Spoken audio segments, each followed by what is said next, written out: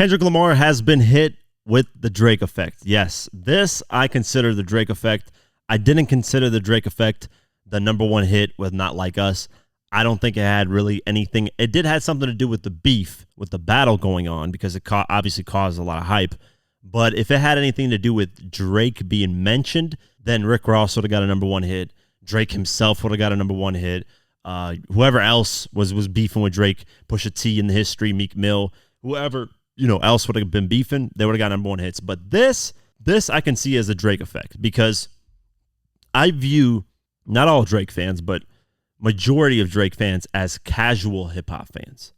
People that don't really deep dive into hip-hop, that don't really look into a lot of artists. They just look into like those pop hip-hop artists like a Drake, like a Travis Scott, like a Kanye West, those type of artists, right?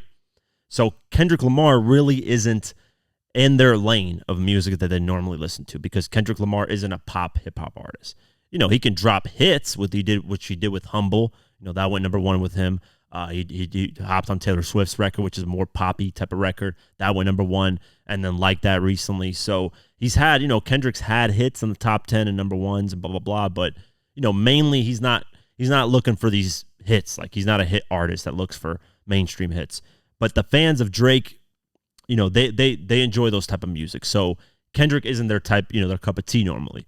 But based off these statistics that are coming out, it seems like a lot of casual hip-hop fans that are just casually fans of Drake also are now looking into Kendrick Lamar, because all of his back catalog, meaning his old music from, Good Kid, Mad City, Pimp a Butterfly, Damn, Mr. Morale and the Big Steppers, they're all surging in streams, meaning new people are listening to them. New people are checking out their catalogs that never heard of Kendrick Lamar's catalog ever. I know that's a shock to some people, right? That, hey, they probably heard a song or two from Kendrick, but they never really looked into his music like that. And for me, being obviously a huge hip-hop head that fucking looks into almost everything, and I'm sure a lot of you that listen are like that, I assume all of you are, it's a shock to us, right? It'd be like, whoa, you would think people would know about Kendrick. And I'm sure they know about him, but they just don't know his whole catalog of music. And this is just showing that the Drake effect, basically. This is the Drake effect in my eyes. Is these casual Drake fans that aren't really huge hip-hop fans like that are now realizing, hey, this Kendrick guy's not that bad, man. He dropped Euphoria, dropped Not Like Us, dropped these records that are dissing Drake that sound good. I like these records. Let me go check out, what else he's got. And that's where, this is all is going on. So let's go over the article. Kendrick Lamar's catalog has enjoyed a huge surge of success on the Billboard 200 chart following the fanfare around his beef with Drake. All of Compton's rappers' major label projects currently sit on the chart and have all seen significant spikes in streams and sales after increased interest in his past releases. Damn currently sits at the highest spot in number 18 from number 41 the week before. Good Kid, Mad City, which is the longest-running hip-hop studio album on the Billboard 200, is currently number 23 after being the 51st best-selling album last week. Kendrick's more recent effort, Mr. Morale and the Big Steppers, also has enjoyed a huge climb, rising to number 55 from 192. And To Pimp a Butterfly has also re-entered this week's chart at number 109 after previously falling out of the top 200. This is the Billboard Top 200 charts, and Good Kid, Mad City has been on there. Literally, it's the longest running hip hop studio album, the Billboard 200. So since its release, it's been on there, which is insane. So I think people that say, hey, people are just, like you'll get Drake stans. They'll say, oh, Kendrick fell off and nobody really fucks with Kendrick. It's like, here's the proof. The guy's literally got Good Kid, Mad City. It's been on the charts of the Billboard 200 for the longest ever. So that narrative is just, I don't like these narratives that stans come up with on either side. It's like, come on, man, we can't be pushing those type of narratives. Keep it fair on all ends, and that's how we're going to do it.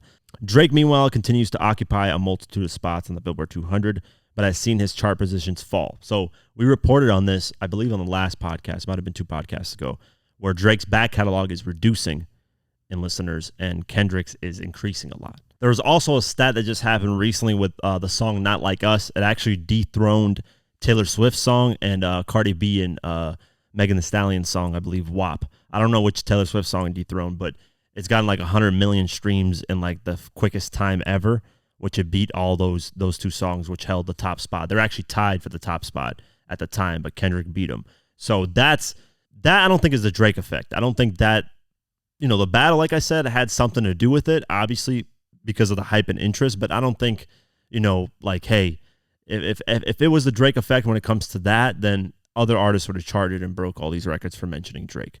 I do think Drake caused Kendrick to rap a lot more, and because of that, it boosts also, like, right now he jumped in like listeners. I believe he jumped like 20 to 25 million in listeners, which is like insane because let's not lie here, right? Drake is a bigger artist. Like, let's just keep it 100. Drake has more monthly listeners, gets more number one hits because Drake is just more consistent. That's just the reality of the situation. Drake is constantly out there releasing music, and that's why he's the bigger artist. Kendrick, though, takes his time, which there's nothing wrong with that. Takes his time, releases albums, and just the beautiful thing about Kendrick is that every album sounds different, which I really enjoy. It's like you're not getting the same type of formula with Kendrick. You get something totally new, and that takes time to do. That's not something you can rush and just, hey, I need to put out an album. He's doing things on his own time the way he wants to do it. Drake, on the other hand, every other year he just like drops an album, stays consistent, which works too because he's delivering hits and people are still liking his sound. But that because of Drake being that consistent, he's become obviously a lot bigger as an artist. I don't know about worldwide because I think in Japan, Kendrick is bigger. That's just based off what I've seen at least. And then, I don't know about the rest of the world, but Drake, in America at least, in terms of numbers and everything, he's way bigger. More hits, more everything. But it's that those casual Drake fans are starting to trickle down to Kendrick. So the question is, who had more to gain or lose in this battle? And that's something I'm going to be talking about when I finally go over this battle, which I will after I break down all these tracks. I want to break them down completely, get those videos out for you guys. And then I'm just going to talk about the full battle of what I feel, who dropped the better diss tracks, who was more consistent, who was smarter, what are the results, what's going to happen 5 years from now, my predictions of how this will affect Drake's career or Kendrick's career in the negative or positive. And, I just want to break that down because I think it's one of the most interesting. Obviously, it's the biggest hip-hop battle we've had for ages. I'm talking probably since Nas and Jay-Z or 50 and Ja Rule. Like, other than that, there really hasn't been anything at this level that's been really great. So, yeah, we'll see, man. We'll keep our eyes posted, but obviously it's boosted a lot of Kendrick's streaming here, and I think it's going to continue to do that, especially with this Not Like Us song, man. If he shoots a video for it, it's going to continue its reign at the number one spot. I think there's a Post Malone and Morgan Wallen song that released, and it's doing astronomical numbers. It's scheduled to debut at number one, which is kind of weird, but because I've never heard the song. But that just shows you there's two Americas. There's two different sides of the world that listen to different types of music.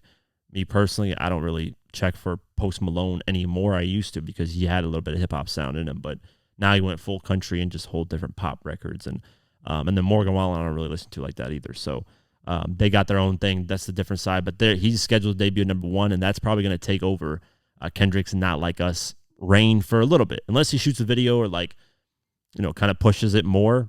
What's funny in this is Kendrick stumbled. I don't think Drake really expected Kendrick to come out with a club hit dissing him. I think that was the least. If you look at a chessboard, right, and you look at pieces, and you try to at a chessboard, you try to guess what your opponent's going to do with his moves.